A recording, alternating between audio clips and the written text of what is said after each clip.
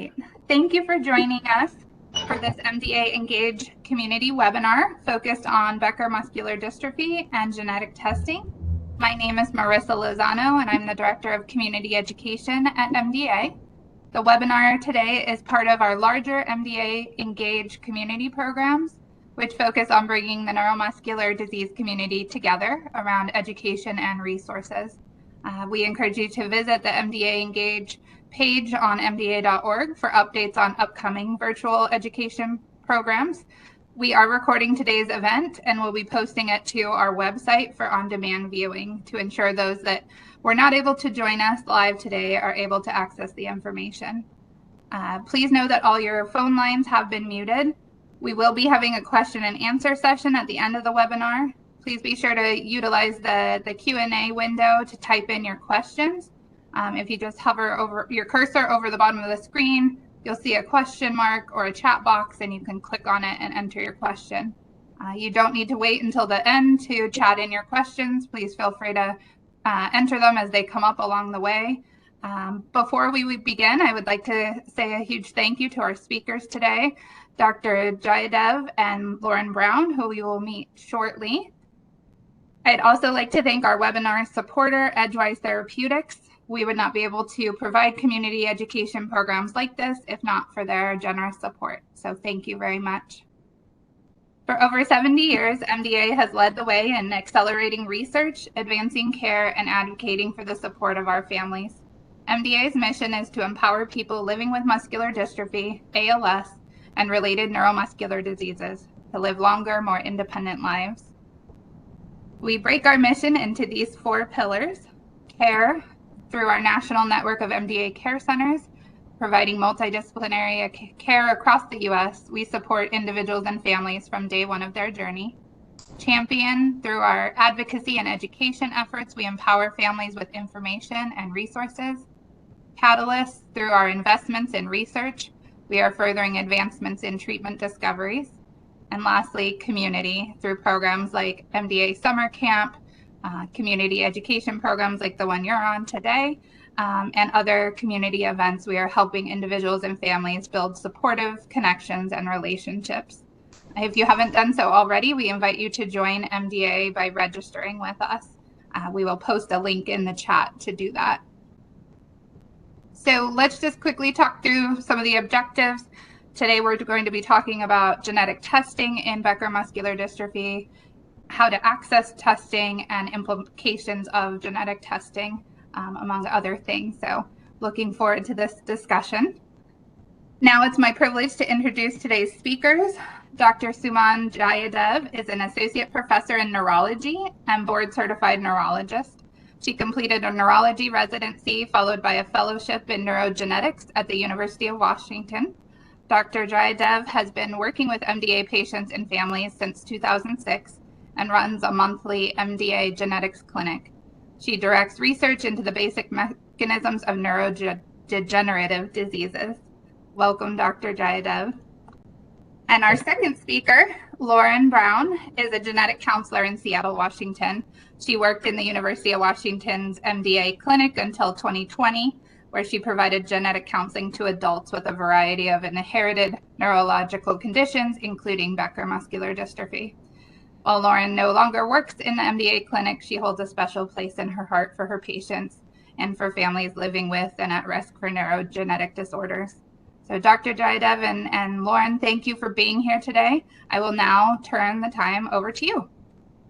Wonderful. Thank you. And thank you so much for having us. We are really excited to be here. As you heard from Marissa, Lauren and I have worked together for years and in the MDA clinic, and so we're honored to have been asked to come and talk to you today. So, and I also wanted to underscore, please feel free to add in your questions in the chat. We want this to be a conversation, and so go ahead and enter that, and we can discuss as we go along.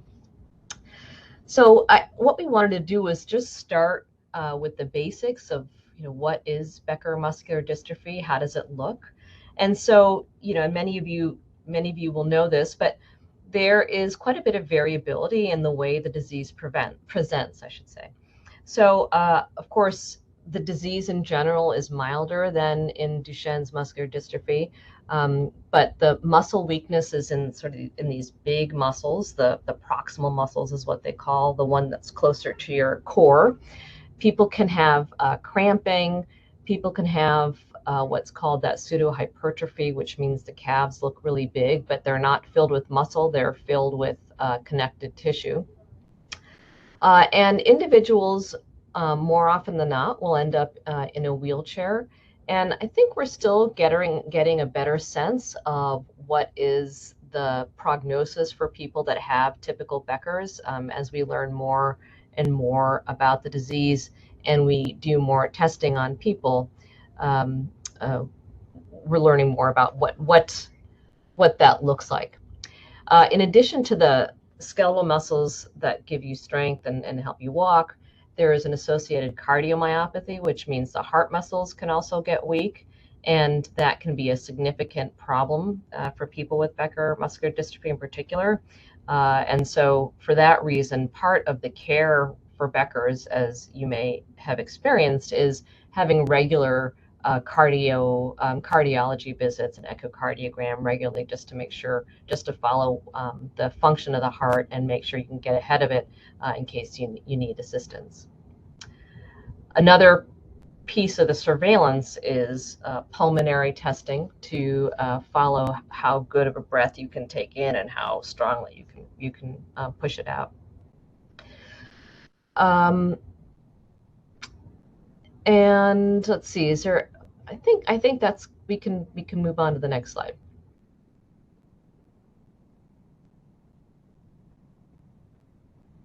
I can jump in here to start. I'm Lauren Brown. I'm one of the genetic counselors that has gotten to work with Dr. Jayadev for a number of years and see many patients together with different neuro diseases, including Becker. I think what we were hoping to highlight for all of you during this webinar are what are some of the reasons we've seen people in our clinic. Why might you consider meeting with somebody in genetics, whether you've had testing in the past or not, whether you think you're at risk or somebody in your family is. And so one of the things we were going to start with is who are the types of people that she and I have seen together in the clinic. And I think one of the first populations that comes to mind is all the folks, men and women, that would come to us presenting with just an undiagnosed muscular dystrophy. Some of the common symptoms we'd see that made us think about Becker muscular dystrophy were things like that pattern Dr. Jayadev is talking about, with the weakness really presenting in these closer to your body muscles, your upper arms and upper legs. But we know that that can be a presentation of a number of different neurological diseases. So that on its own doesn't tell us that someone has Becker. So it makes us consider that diagnosis.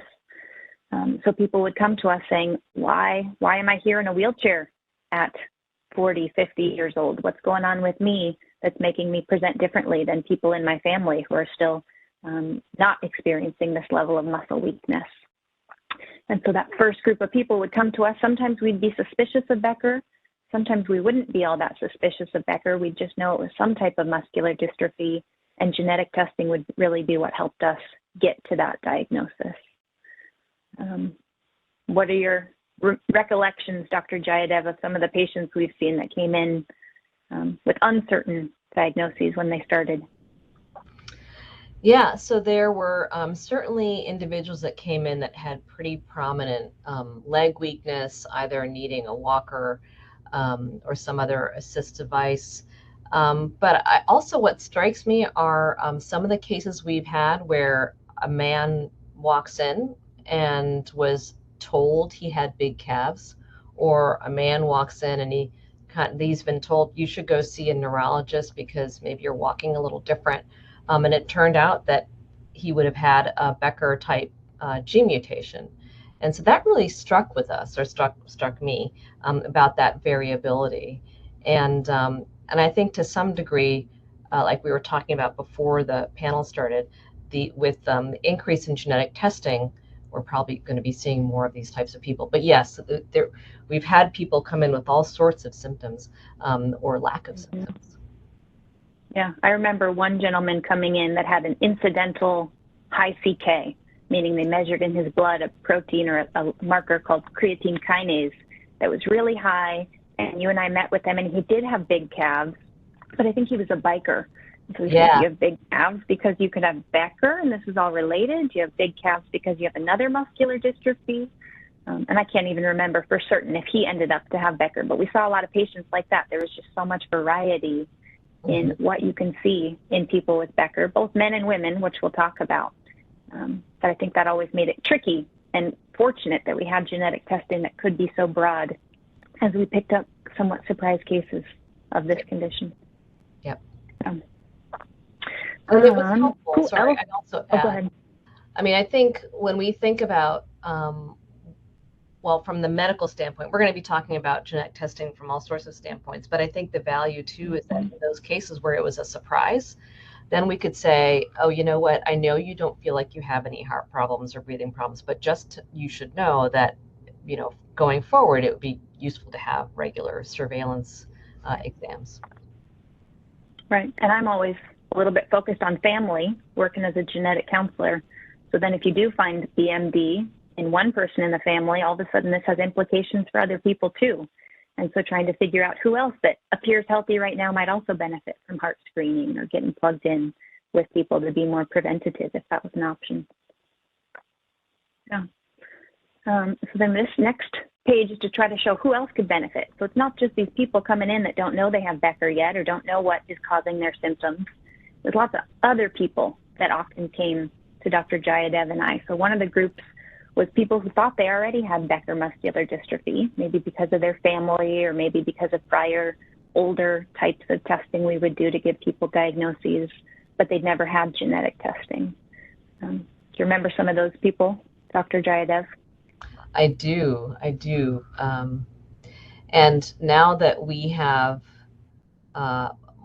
more accessible genetic testing, that's number one. Number two, more importantly, we've learned about a lot of other diseases that can give you a similar pattern of weakness. In fact, the whole group of muscle diseases called limb girdle muscular dystrophy because it affects the muscles around the girdle that can look similar to Becker's. So now that we know about those too, we can test those genes to determine if that's what's causing the pattern of weakness that we see that was not tested for, that was negative for Becker. Right. Yeah, I can think of some of those too that came in thinking they had Becker and left after genetic testing, learning they had something else. And I can think of a fair number of people that came in saying, I already know I have Becker. Why do I need genetic testing?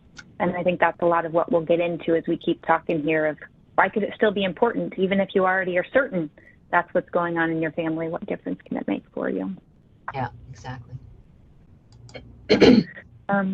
Another group of people that came to us would have already had genetic testing, maybe recently or maybe a number of years ago, and they'd be coming to us to get more information from people that knew about Becker, both about what are the resources locally. So in Seattle, we'd be able to point them to, here's the physical therapist we use, here's the cardiologist we recommend for screening, here's a rehab physiatrist that can help with symptoms that you're having right now of muscle weakness. But they'd also ask us about things like clinical trials and what's the latest and greatest in research behind Becker, and we'd be able to sometimes speak to exciting advancements that were happening there. So those people, I would say we didn't see annually. We didn't have enough to add annually to see them, but they would come back to our clinic every maybe 5 years or so to check in and see what was happening in genetics or get more resources for themselves and their family if they weren't aware of them. And then the last group we saw a lot of was family members that came in with no symptoms at all, both male family members and female family members that were asking questions like, am I going to have symptoms? Do I need screening in the future? Are my kids at risk to have what my brother has maybe? What can I expect if I do have this? When will symptoms start? Getting really into the nitty gritty. Some things we could answer, some things we couldn't. But there was a whole array of people that came for lots of different reasons.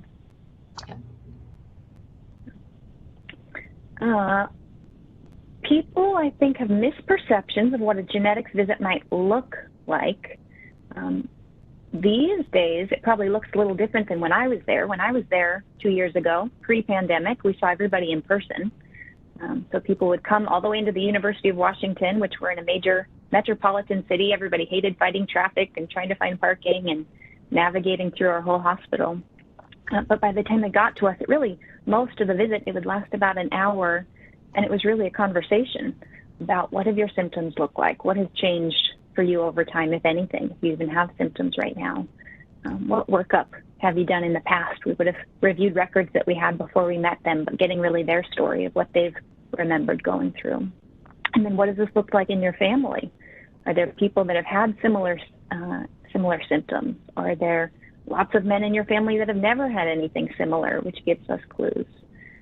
So a lot of it is a conversation. A small portion of it sometimes is a neurological exam. And Dr. Jayadev, what are you looking for when you're doing that?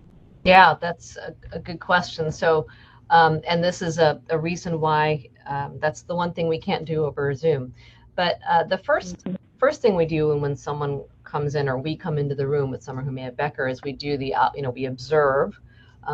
So we look at the calves, look at any area of thinning of muscles. And the reason why we do that is because depending on the type of neuromuscular disease, you'll see a pattern of thinning of muscles.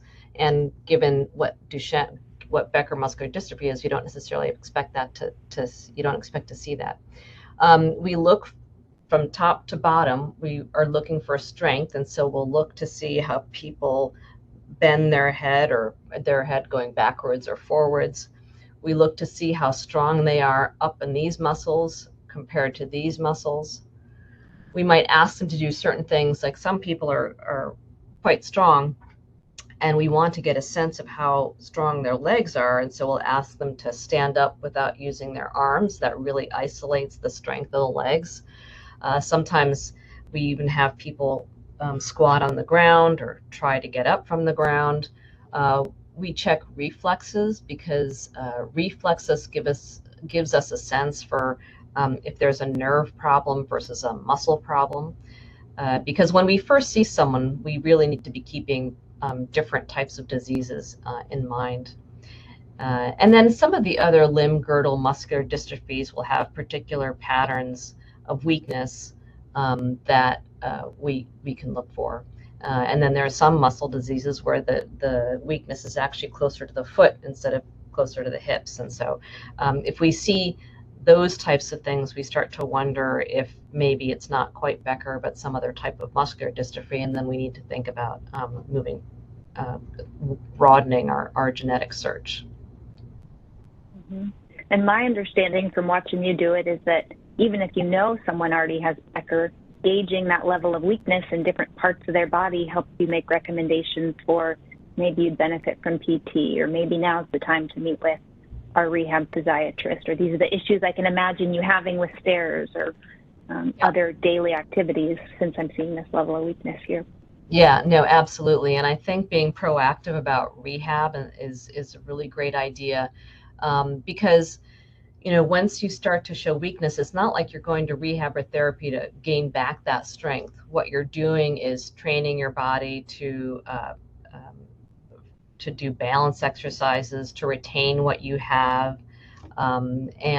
Because sometimes people have discomfort and pain because they're no longer walking correctly. And so if you can have that observed and someone can show you how to walk, that can also relieve some discomfort. And so they're a great team to have with you, even when you're mildly symptomatic. Yeah. So far into this genetics visit that we'd have with a patient, we're just gathering information about them, about their family, about the symptoms they're having right now and what you're seeing in your exam. And then after that, the conversation continues. We talk and dive into what's the point of genetic testing if somebody hasn't had it already. We talk about basics of Becker muscular dystrophy if somebody's coming in to learn more. A lot of people don't know about the MDA and aren't well plugged in to some of these resources. So sometimes we're the first providers that they're getting to learn what is this, to me, rare condition, is what they'll be saying. And they'll ask us things like, I have this genetic test result in hand, when will my symptoms start? Or exactly, when will I need a wheelchair? Because I want to plan ahead. And we say things like, we cannot be that certain, which was always frustrating both for us and patients to not be able to give a more clear timeline. I'm sure you can remember lots of cases of people trying to pin us down for exact details of what to expect. Yeah, absolutely. And it's tricky with all the patients we've seen because we've seen so much variety. We were talking before this webinar about you go online and I think you still get a little bit of a skewed perception of what to expect with Becker muscular dystrophy. I think a lot of the studies that were initially done were done on families that had the most affected people in them, meaning earlier symptoms and more severe symptoms and earlier time to wheelchairs. And as we've broadened who we do genetic testing for, we've realized that there's a lot bigger variety than we ever thought, meaning that we see patients who are in their 60s that are still ambulatory and walking around. And we see patients that are in their 20s that are not. So there's a huge variety on both sides, and it's become much, much harder to predict who is going to be which patient without just observing them for a number of years and seeing how it progresses in their bodies. The more you know, the more you don't know sometimes. So then some of our visit, for those that haven't had testing yet, is conversations about pros and cons. I think there are a lot more pros we'll talk about for patients that already have symptoms or that think they have Becker muscular dystrophy, where we're really just confirming a diagnosis. A lot of the cons that I see come up for people that don't have symptoms yet, where we have to really dive into things like life insurance that we'll get to in a couple slides and risks for discrimination there. Or we have to dive into this idea of I don't have symptoms now and maybe a 20-year-old and haven't noticed anything yet. My doctor doesn't notice anything. And I'm trying to weigh the pros and cons of deciding, do I want to know if this is something that I may develop as I get older? And so that's a lot more of a personal decision, something that takes us a long time to walk through with patients of what are the pros and cons to them of finding that type of information out now. But I'd say at least my experience was a lot more of the patients that had symptoms wanted to know by the time they got to us, why am I having these symptoms? And is it Becker? Is it something else? What can I be expecting? So, genetic testing itself is just a blood draw or a spit test. Lots of our patients were just doing spit tests, at least when I was working there, because it was just so easy to collect, and especially patients now that are probably seeing you from home on Zoom. I bet you're just mailing spit tests to their house. Is that right? Yeah, that's right. That's right. Yeah. So the actual process of collecting a sample is pretty straightforward. Test results take 2-3 weeks. And then what are you guys doing these days, Dr. Jayadev, with results? Are those things that you give people in person or talk about on the phone, or what does that look like? Yeah, that's a good question, because we've had to, like you mentioned, we've had to sort of rethink the visits in general.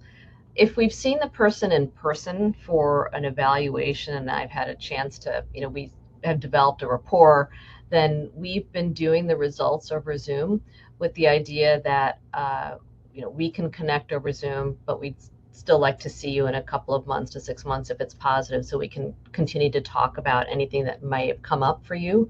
But in general, and we've also done it the other way, where we've interviewed someone who clearly has a neuromuscular disease, has clinical notes that are suggestive, but just couldn't make it to the clinic. We will sometimes send genetic testing in a case like that, but still we hope to see them in person at some point to discuss the results. So we do it either way, but we don't do it by phone. Okay. And then the kind of last part of a genetics visit, I'd say, is getting resources that we're able to connect people with MDA that haven't heard of it before. We're able to send people home with information about what's the inheritance of this condition and how does it run in my family, and what should I tell my sister who wants to learn more, where can she go, or who can she call to schedule her own appointment? Who's the local cardiologist and what's their phone number? So I think that was also a big part of these visits, is arming people with this information they could take with them. What's the point of genetic testing? And I think we've been highlighting a couple of these things. Can I interrupt you? Yeah. Because now you're getting to the real crux of the topic. I just wanted to make sure if anyone had any questions so far. Okay. Go ahead. Tell us what to think about when we're considering genetic testing. Well, yeah. Well, what comes up for you, Dr. Jayadev, when you're thinking about especially people that have symptoms? What do you see as some of the pros of testing? Why would they consider it if they already think they have Becker or they already have symptoms? Yeah. So from the provider's perspective, not as the patient's perspective, but as a provider, I would say the value is to know if there's anything else we should be looking for. So, for instance, like we mentioned, like we talked about, Becker's and Duchenne's has a what we call a comorbidity. There's cardiac disease, and so it's important to be able to know, what's going on, so that if someone starts to just have difficulty catching their breath, we'll know it's not just because they have a pneumonia, but maybe there's something going on with the heart, and therefore you got to talk to the doctors, because there may be ways that they change things like your blood pressures or manage your fluids so that they can reduce the load for your heart. So in other words, knowing testing would make sure we follow those features.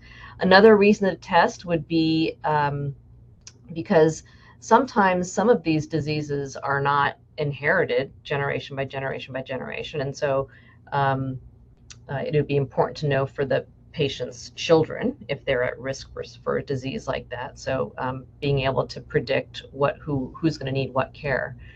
I think those are the main reasons, really. And I can think about, there are a number of other diseases that would have different types of surveillance that we want to be making sure we're not missing. And so there can be people that can eventually have cognitive disease. There are people that can also have more syndromic types of some people with mitochondrial disease, for instance, can have just plain muscle disease. But if we know they have something like that, then we need to make sure that we're following everything about their brain and muscles, not just their muscles.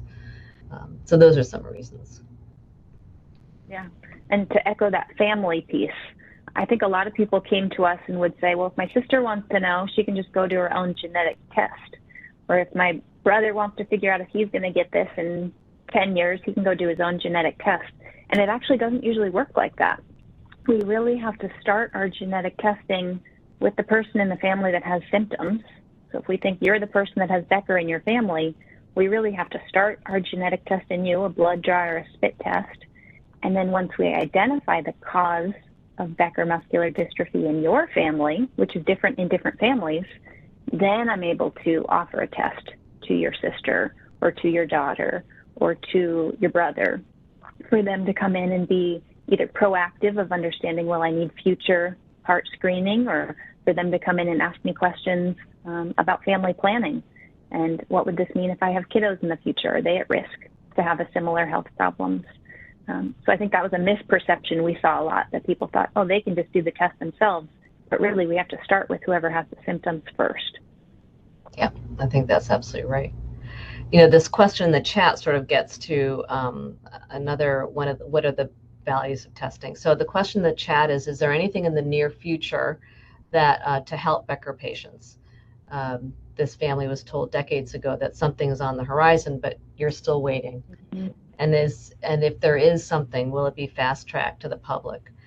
So, and the second question is, the second chat is answering the first. So there are some clinical trials that are ongoing that are Becker directed, and one of them is from this company that's supporting this talk, which we did not know. So unrelated, but anyway, so one of these is an oral medication, which is pretty exciting, and it's meant to counteract the problems of the way the muscle contracts and how that might cause damage. So it's trying to relieve the secondary damage happening in the disease. And the other trial is a form of a steroid. Now, I can't, so we can never tell what the FDA is going to do, but I think it was good news when the FDA fast-tracked the medication for spinal muscular atrophy. I think when there is a good signal, they are willing to entertain fast track. So I think that we can be hopeful that something that people were optimistic about would get moving fast. Okay, now we have a number of other ones. So Before you dive into another question, just sticking with that clinical trials piece for a second. So I think you were talking about 2 different active clinical trials right now that are recruiting patients with Becker muscular dystrophy or actively studying them. But for both of those trials, you're required to have genetic testing in order to enter or even be considered for other trials. And that's what we're seeing a lot. Most trials these days that are coming out want a molecular diagnosis, meaning a blood test or a saliva genetic test to confirm that diagnosis, or you're not eligible. So many of the patients that came to Dr. Jayadev and I were coming in not because maybe there was a trial today that they were interested in, but they wanted to have that paperwork really ready so that as trials continue to come out in the future, if there was one they or their doctors wanted them to get plugged into, they'd already jumped through that first several hoops. Sometimes it can take a couple months to get in to meet with people like us, and then genetic testing takes another month, and then discussing results. So it can be a nice thing to just arm yourself with really that piece of paper that proves your diagnosis so that you can be eligible for trials down the road. That's right. There's another question about the effect of trauma on having Becker muscular dystrophy. This person was in a bus accident and didn't know they were a carrier until afterwards, and had also suffered some cardiac symptoms before given the results. I think that's a tough question. I don't know, certainly if someone has injury to their limbs and they have some intrinsic muscle vulnerability, it may be more obvious in someone who has Becker than someone who doesn't, but I can't really speak to that. I like the next question there. Yeah. Sorry, were you done with that one? I was done with that one. So let's go with your. I like the next question saying, I was diagnosed with BMD. I have BMD. Do we know what this would mean if I have kids in the future? And what I'd say is we do. That's a big part of Dr. Jayadev and my job, talking to men and women about what will this mean if you have kids in the future. For men that have BMD, that have symptoms of BMD, and in a perfect world, I know that because of genetic testing, and I know can confirm that I'm talking about the right thing. But for men with BMD, they're going to pass the condition on to all of their daughters, who we can talk about, but will present very differently as women, and then to none of their sons. So if you are a man with BMD and you have sons, they won't have it and they can't pass it on in the future. It stops there. And if you're a man with BMD and you have daughters, they will all be at least carriers. Most women, they won't have any symptoms, but we're learning there's certainly a percentage of women that are carriers of BMD and can have symptoms both of muscle weakness, muscle pain, sometimes heart involvement. And so this can be just as important for women in the family as for men. But we definitely, that's part of the goal of genetics and counseling, is to talk to you about what does this mean for your kids, whether they're here now or you're planning them for the future, and what does it mean for other people in your family if they plan their own families. Then there's a second part of the question, which is when the person goes to the gym and exercises, that he or she will notice growth and improvement with weightlifting and strength in the legs. And so the question is, how is muscle growth and hypertrophy affected? So that's an interesting question. Generally what we say to people, so exercise is important for folks with muscular dystrophy. I think in large part because it helps to keep the range of motion and it prevents some of the contractures that can develop. We like to see people continuing to exercise. One of the considerations, though, for heavy weightlifting is that part of the problem with muscle dystrophy, with muscle disease, is that, whenever we build up a lot of muscle, it's because we built up muscle and then it breaks down a little bit, and then the muscles repair themselves. But in muscular dystrophies, that doesn't really happen. And so we tend to tell people not to exercise and lift weights that are to the point where you really can't breathe, or you're working really hard to lift, and to try and keep things more along isometric exercises. So swimming, cardio, but not necessarily a lot of heavy weightlifting. I would talk to your doc about that, your neurologist. Okay, so Lauren, what is the prevalence of inheritance for my son who is positive and symptomatic for his children?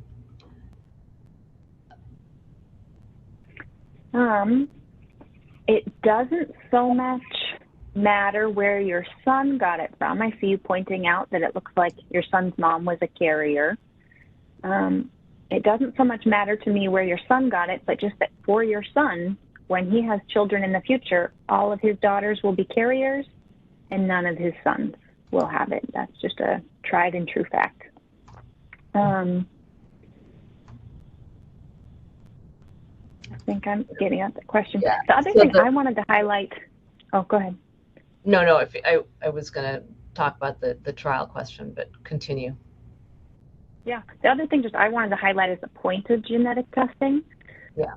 The last thing I had on this slide, at least for people that have symptoms right now, is we see a lot of patients that are really bounced around from neurologist to neurologist, and really everybody is treating them like a little mystery puzzle that they want to try to figure out what's causing your symptoms and what is this, and they're not so focused on treating how do we help you get about your day-to-day life and how do we focus on treating the symptoms that you have, because they're kind of just too focused on why is this happening. And so we've seen a lot of people, we're just finalizing, you have Becker muscular dystrophy, this is why these muscle symptoms are happening, and this is what we can generally expect for the future and what to be on the lookout for. I've seen that help a lot of doctors stop focusing on the why and start focusing in on treatment. And so for patients, that can mean no more muscle biopsies. You don't need a muscle biopsy to confirm a diagnosis of Becker muscular dystrophy anymore, when that used to be a pretty go-to routine procedure. A lot of these tests that they used to recommend, if we know you have Becker, you no longer need, because now we have a clear diagnosis. And so we've seen a lot of patients that's helped to really stop this journey with all their doctors figuring out what's going on, and instead just focusing in on what are your symptoms, how do we manage them right now, how do we prepare for the future. Mm-hmm. But there's questions coming in that I haven't read yet. Right. So then, so there's a question about trials in New York State, someone who's up near Niagara Falls. So we can put, I don't know if there's a way to include a link, and if not, Marissa, we can send it to you maybe, which is that clinicaltrials.gov site. Mm-hmm. So this is where, if you enter clinicaltrials.gov into the address interweb, then you can so and then you can put in Becker muscular dystrophy, you can put dystrophin, and then you'll see a list of trials, some of which have already closed, some of which are recruiting, etc. And I believe, Lauren, that's what you had done, and you found 2 trials that are currently open for Becker's, is what we were talking about. So on that form, it'll talk about where there are sites. The oral drug seems to be based out of Massachusetts, and the other drug is based out of University of Pittsburgh. So what I would say is that, sometimes these companies are trying to get more sites up and running in different places. So it's probably still worth looking into that and find out if they have any other sites opening up near you. Thank you, Marissa. She posted the clinicaltrials.gov in the chat here, and also posted MDA's link to find clinical trials that are relevant. I'm going to back up a little bit, because another question came through that I bet applies to a lot of families. Mm-hmm. Kathy said, my son has BMD and had genetic testing. I'm assuming, Kathy, you're his mother, was tested. I'm not a carrier. My daughter, who's of childbearing age, just had testing. She's not a carrier. Doesn't appear to be in our family, so my son's the first person. How does this happen? And this is something that happens maybe 30% of families that we work with. That person that's getting the diagnosis of Becker muscular dystrophy is the first one in their family. It did not come from either of their parents. And what we often call that is a de novo or new mutation in that person. It's genetic after that, it's genetic in them. They have Becker muscular dystrophy, and there's a risk to pass it on to the next generation, their children. But this is a pretty common outcome where we see that it did not come from their mother or father, and they're the first one. Yeah. Yeah, so presumably happened in either the egg cell or sperm cell that created that person, rather than the mother or father, well, in this case, the mother having it in all the cells of her body. Right. There's a question about particular mutation and treatments that are targeting those particular mutations. And I can tell you right now that I do not know, but I know that there are different regions of the gene that people are trying to target, but I can't speak to that.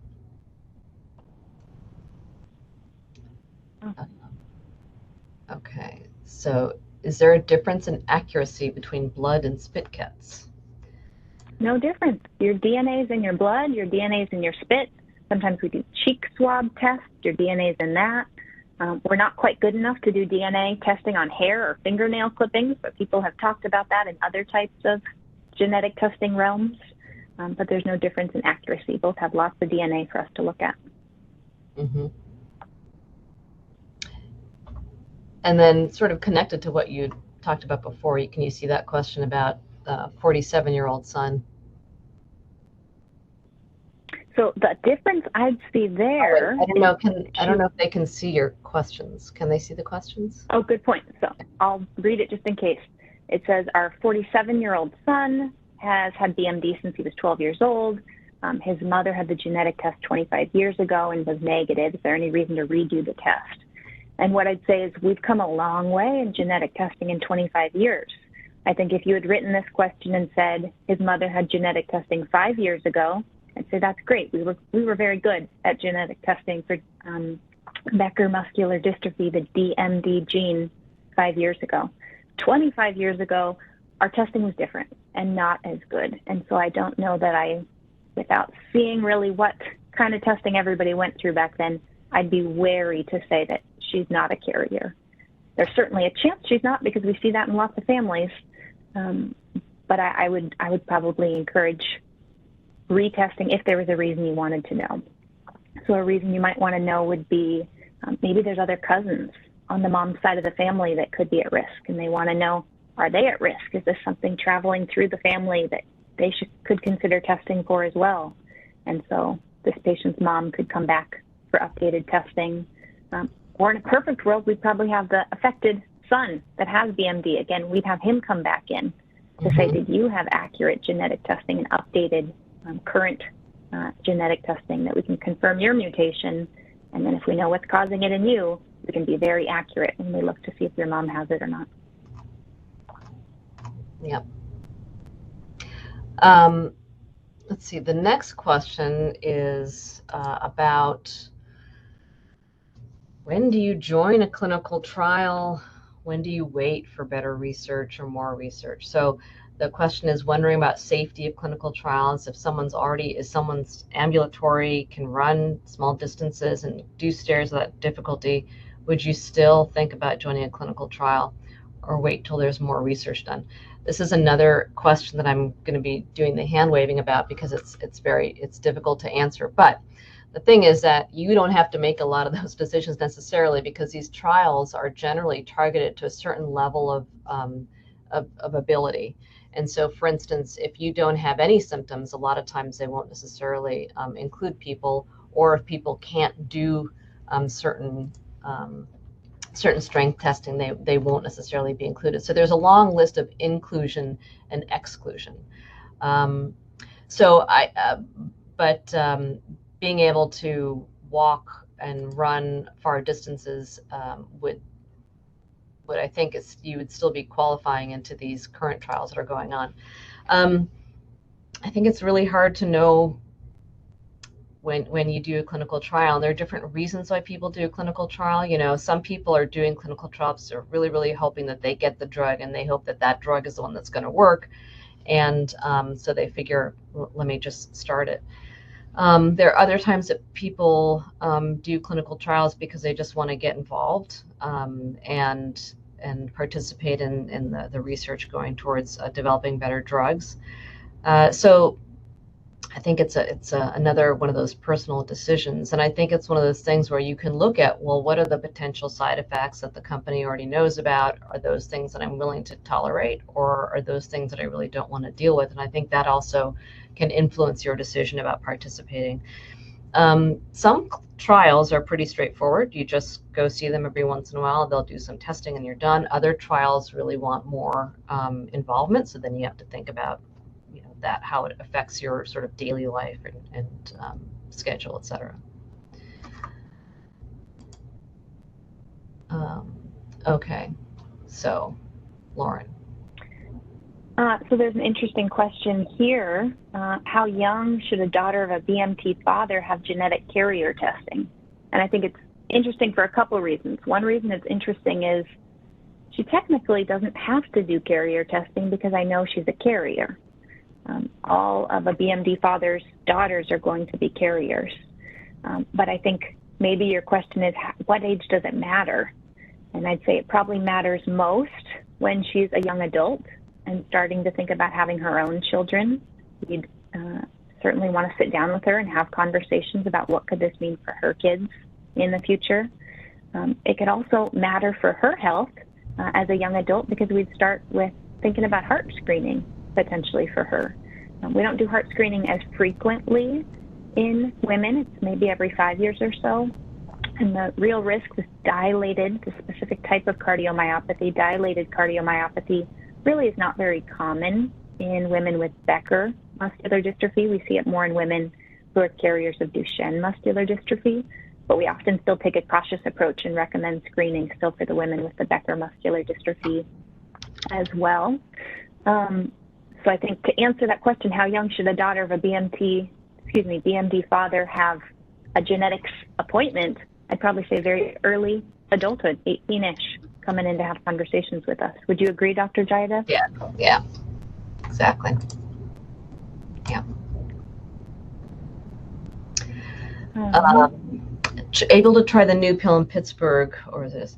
So someone's asking if they can just get the pill and try it, or do you have to join the clinical trial? And you'd have to join the clinical trial. So very rarely in cases, there may be something called compassionate use for drugs, but there are really high restrictions for being able to do that, because these drugs are by definition not tested. So people, they generally don't approve of that. I'm going to go to the next slide at this point, which is a pretty similar slide. So what's the point of genetic testing, but for people that don't have symptoms? And so really highlighting, some of them are the same. Planning ahead for future clinical trials, if you're going to be eligible as a carrier female or as a man that doesn't have symptoms yet, but is known that he likely will someday. For family planning and knowing, are my kids at risk for this? And to understand likelihood of developing symptoms. So we'll have maybe somebody with Becker muscular dystrophy, his brother will come to us. Maybe the brother is 20 years old and he's trying to decide what type of career to do. And he's thinking about something that involves a lot of activity and climbing. And an example would be a drywaller. I want to be a drywaller, which is about the hardest career you could choose physically. But I'm not going to go into that if I'm at risk for Becker muscular dystrophy, because I know I'm going to have weakness eventually in my proximal muscles. So sometimes genetic testing can help people with decision making around things like, how do I want to move forward and what kind of planning do I want to do? We had somebody come to us and ask about building a house. He was fortunate to be in a position where he was building his own home and wanted to know, if I'm at risk for Becker, maybe I should make it a one-story house to make it easier to get around, or build a house that's more ADA accessible. And again, that patient wanted a timeline of, will I be in a wheelchair in 5 years? And we obviously couldn't give him that. But genetic testing can help us give people at least some sense of whether they're going to be developing symptoms someday in the future.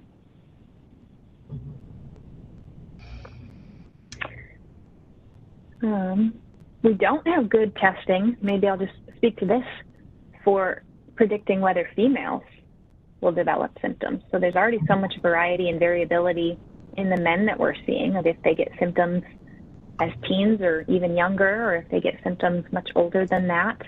But I'd say with women, there's even more variability, that we know most of them won't experience significant symptoms, but some certainly do, and certainly can experience as many symptoms as some of our men with Becker. And so I think that's a frustrating part as a female thinking about this genetic testing, is it really doesn't answer as many questions for you of whether this is something you'll ever experience or not. Yeah. As you're going to the next slide, there's a question about when will the oral pill be available, and I think that's it's difficult to say, unfortunately. It's a long process to get the different phases of drug trials going, and I think someone had already mentioned about hoping that they might start a phase 3 trial, and so phase 2, so phase 1 and 2 are really about safety, and so phase 1 is just a small group of people that don't have symptoms. It's just like in regular healthy people, are there any bad side effects? And once you make past that, then you go to phase 2, where they'll include people that have the disease, but maybe not severe or, and again, a small number. And if that goes reasonably well, then they will take another much larger group of people for the next trial. So, and then after that, it has to get reviewed by the FDA, et cetera. So it's a process. And each step is hard to predict how long it'll be. Yeah. Our next slide that we put up here was to try to address what are some of the barriers, at least that we see, and feel free to put in the chat if there's other barriers that you see to thinking about or pursuing genetic testing. But one of the common ones is cost. For a long time, many, many years ago, genetic testing was very expensive, and only certain people were able to access it. Nowadays, it's almost always no charge. So there are lots of different programs that Dr. Jayadev and I have worked with, I'd say for the last 4 or 5 years now, that offer no charge genetic testing. Some of them, you're agreeing to have some of your data available for researchers. So we've had a handful of patients that didn't want to go that route and opted to pay for the testing out of pocket, which is now a $250 test. But at least for most of our patients, they were able to get no charge genetic testing, which has really been a huge, I think, gift to people that have wanted this information, that this cost piece wasn't a barrier anymore. And I think MDA has been involved in some of those programs and sponsoring some of those opportunities for patients to get no charge genetic testing. Exactly. I think that speaks to you know, how the field considers the value of the genetic testing. Is one of the questions came in, we can go back to the other ones about what's affected, but is sponsored testing available to relatives, not just those who have symptoms? And so different sponsored programs are directed to different people, but we definitely have sponsored programs that pay for carrier testing in relatives. Insurance is also really good about paying for this type of testing nowadays, so people don't have to go through these sponsored programs. But yes, we have testing both for people that have symptoms and that don't. Right. So are question about which muscles are affected. And yes, the hamstrings and definitely the gluteus maximus are affected by BMD. And again, variably in different people, but yeah, they are the muscles. They are part of the muscles that get affected. I think I'm going to run through maybe these couple more barriers, and then we can jump back to these questions so we're not quite so jumping all around. One, I wanted to put this slide in so people can go back and look at it. But how do I find somebody that knows anything about genetics in my area? So one is start with the MDA. Your local MDA rep is going to have a good sense of what are the resources in your area. The primary care doctor will also probably have a good sense of what's the local genetics clinic and can help get a referral for you. I put a website on here that can help you look it up yourself. How do I find a genetic counselor by zip code? And there's even a button to say a genetic counselor that knows something about neurology, which is what we're talking about in this case. And then this cool option that has been around for a while, but now also pairs it with free genetic counseling, is the Parent Project Muscular Dystrophy, has partnered with a lab called Perkins-Elmers, and they're running this program called Decode Duchenne that's offering genetic testing to DMD and BMD families to help figure out what is the underlying genetic cause for your family. And so they have no charge genetic testing. I believe they can mail kits to your house, these spit kits to your house. And then I think there might be a way to just do the genetic testing, but I know they also offer free genetic counseling, which I'm always an advocate for. You shouldn't have to try to interpret your results by yourself without somebody that has training to do that. But they have that program, so I put that website on there, and it has more information in there about who you call if you want to get connected with some of those resources. And then it looks like Marissa added to our chat some more resources as well about genetics and neuromuscular diseases that the MDA has on their website, so that's helpful too.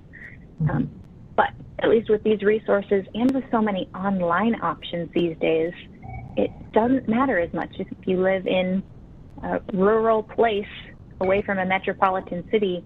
Most people, we can still pretty easily get access to people like us that do this and send testing to your house without you having to drive hours to do that.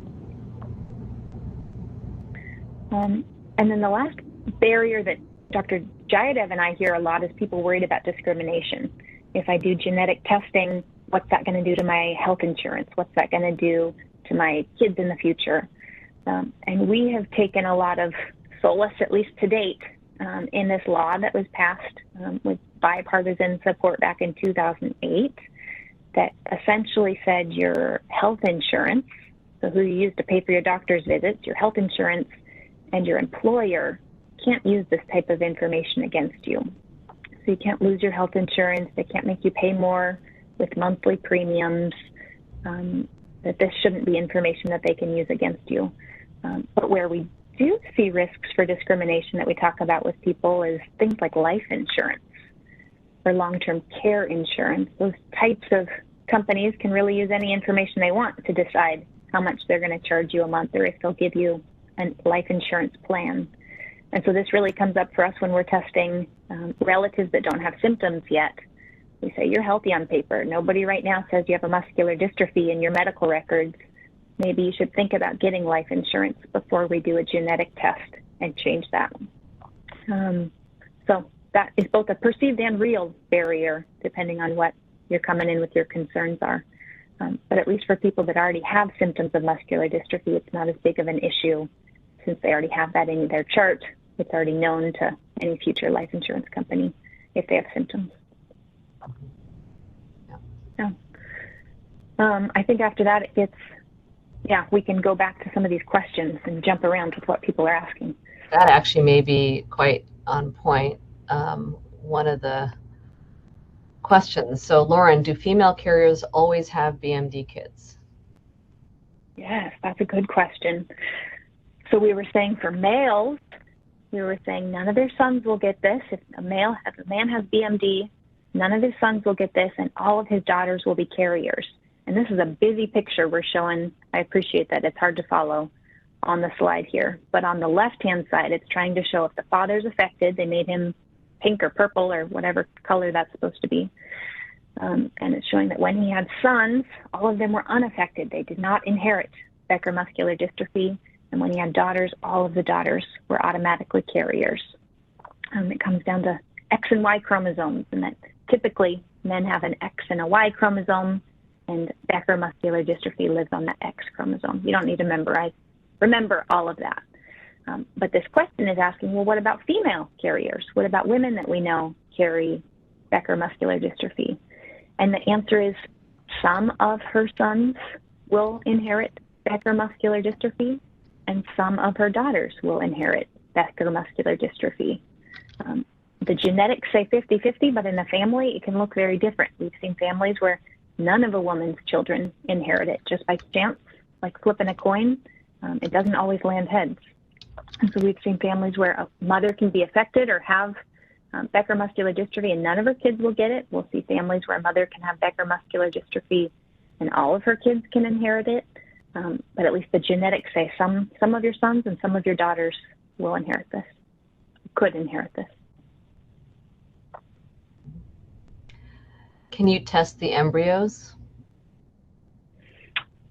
Yeah, so then getting into, well, what if I don't want to pass this on to my future kiddos? What if I've seen this disease either in myself or in my relatives, and I want to try to prevent it in the next generation? And I'd say that doesn't happen a lot. Most of the families that we work with choose to have kids the old-fashioned way and don't do genetic testing. But for some families, they say kind of the buck stops here. We don't want to see this condition be passed on to the next generation. And so for those families, there is testing that can be done early in a pregnancy, as early as right around 10 weeks, that looks to see would this pregnancy be affected with Becker muscular dystrophy.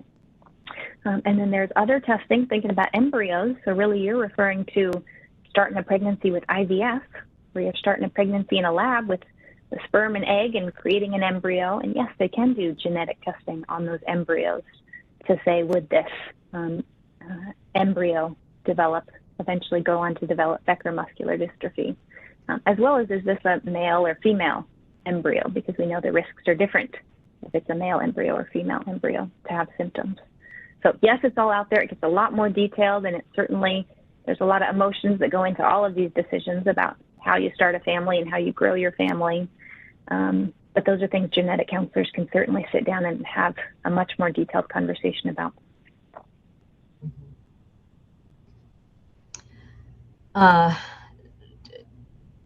Do you want to go to the next one, or should we go to a question? So I think the next one is just my resources.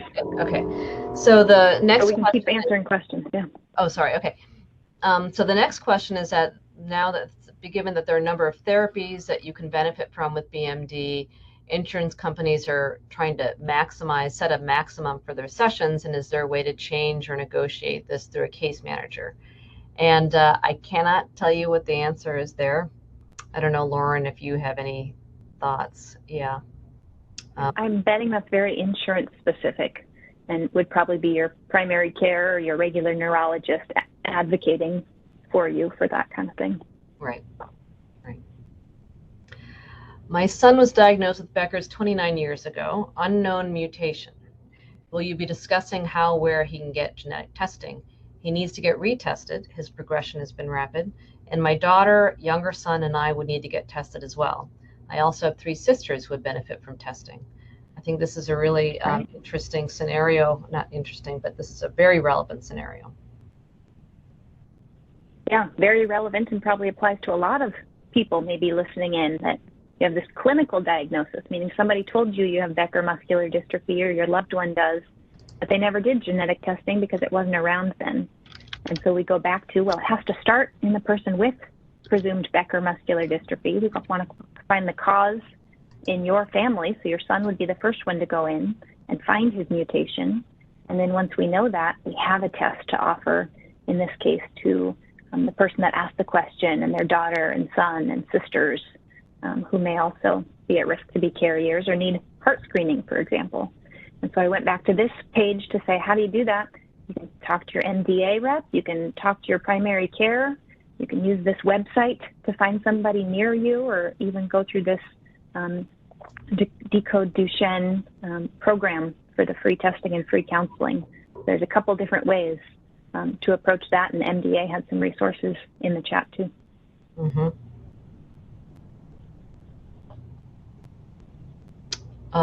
Any evidence of ADHD linked to Becker muscular dystrophy due to the lack of protein in the brain causing difficulty with reading and writing? This is a very interesting question, and I think a very active area of research. What is the dystrophin protein doing in the brain? Because there are neurocognitive effects in the disease. So all I can tell you is that people are looking at it. It's certainly a feature that's been observed, that ADD or ADHD can be a feature in individuals with Becker's.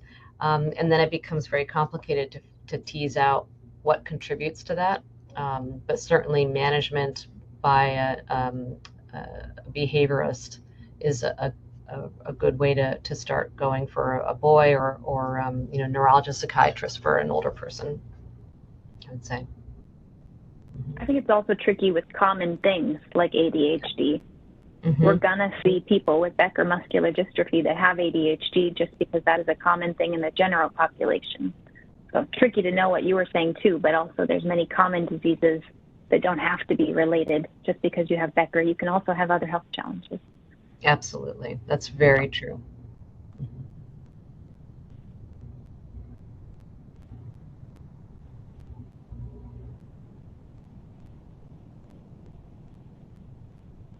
So Lauren, have you, you know, I've talked to people before who are really not near a hospital, not near a clinic, and they've heard about some of these online genetic testing places. And what are your thoughts about that? What's been your experience? Yeah, it really depends on what we're talking about with online genetic testing. So there are some types of online genetic testing that are really very recreational. And by that, I mean maybe fun for you and your family to find out things about your earwax or your preference in eating cilantro, but really are not going to tell you about your risks for conditions like the genetic diseases we're talking about here in Becker muscular dystrophy. But there are also online companies that have genetic counseling and testing that really do accurate testing. So an example of a company we've worked with a lot is called Invitae, INVITAE. And I know that they have online access to genetic counselors kind of through a partner program. So you can meet with somebody like this over Zoom and talk through the pros and cons of testing. Meeting with somebody is never a commitment to do genetic testing. You're gathering information and making a decision for yourself if you want it. But then some of these online companies like that, if you choose you want it, can help facilitate the process of getting you that testing. Or that Parent Project MD group sets you up for virtual genetic counseling, it looks like. So there are lots of reputable online places to go, and there are lots of less than reputable places that people try to go. Mm-hmm. Yeah. My son was diagnosed with autism prior, and now has, which has reshaped how his primary care doc looks at other possibly hypotonic children. So are there studies involving autism? This child's presentation is very mild, but wondering, I'm thinking, I understand it may be redundant, but it should be brought up in a general consensus. So so do you include things like autism as a general feature of Becker? You know, I would say that the neurocognitive features are a part of Becker and Duchenne, and certainly people keep that in mind. I don't know. I think it's tough when we say, well, can you make a diagnosis of someone just based on the autism? I would say, you know, we can't do that. But certainly if someone has some mild cognitive features but has the muscle weakness, then it'd be reasonable to consider it as a diagnosis. I don't know about people who are specifically studying autism, but like I said, the cognitive features are definitely an area of study. I was just in prepping for this, reading about more recent research, or maybe just more recently known to me, where they were finding certain types of mutations that were less likely. So we're talking about Becker muscular dystrophy that causes this BMD gene. And they were finding certain mutations that were more likely to be associated with cognitive problems. So in this case, things like learning disabilities, but much less likely to be associated with the muscular features. Mm-hmm. And I think at first they were probably counseling those people and saying, oh, these muscle problems are coming your way. This is what we know of Becker muscular dystrophy. And I think now the counseling is much more nuanced, that we can look at the specific mutation in a family and say, okay, here's what this specific mutation is more likely to show compared to that family with a different mutation. And so I would not be shocked to learn that there's some mutations that maybe in the future we say, well, this one's more likely linked to autism. I haven't heard that specifically. This study was focused on intellectual disabilities. But it's an interesting question. We learn more and more about specific mutations and what they're linked to. Yeah, that's a good question.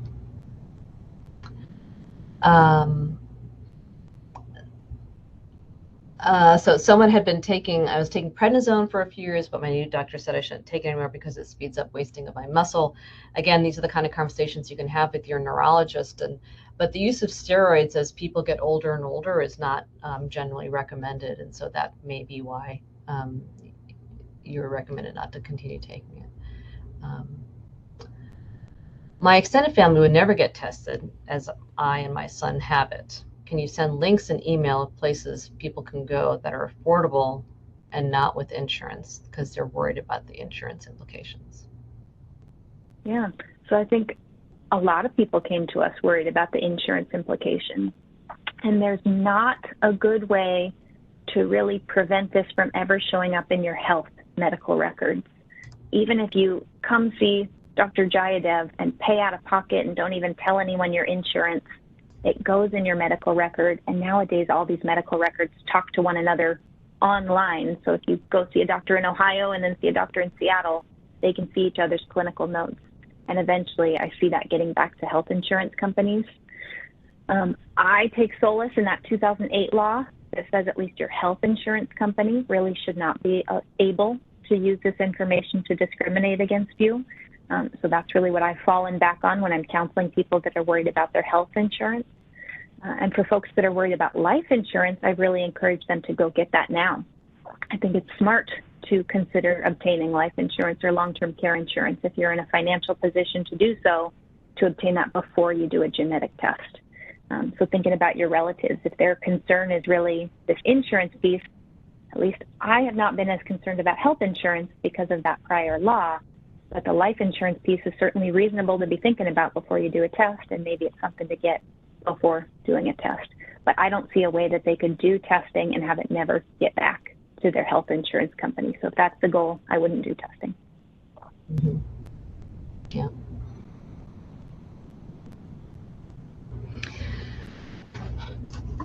So Marissa, the links that Lauren has will be available.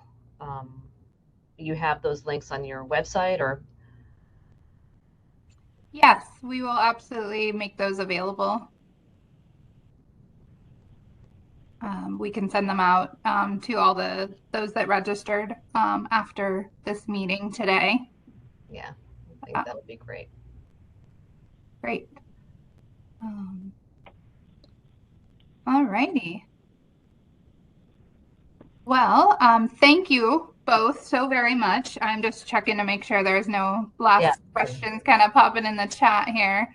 But it looks like we have covered everything. You guys did a wonderful job really answering every single question. So thank you so very much. And I want to just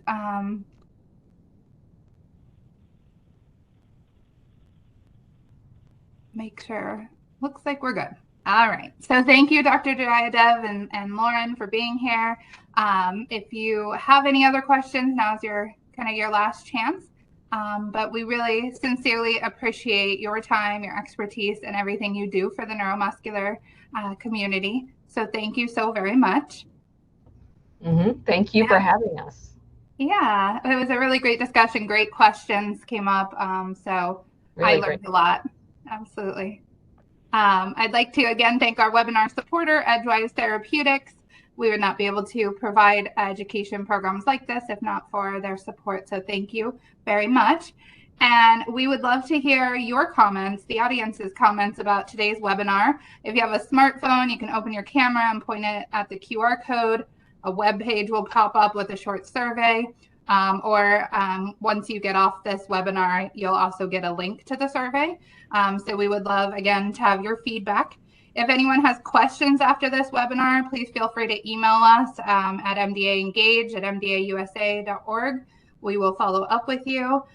If you are new to MDA through this program, if you're just joining us for the first time, we encourage you to register or join our community by going to mda.org/join.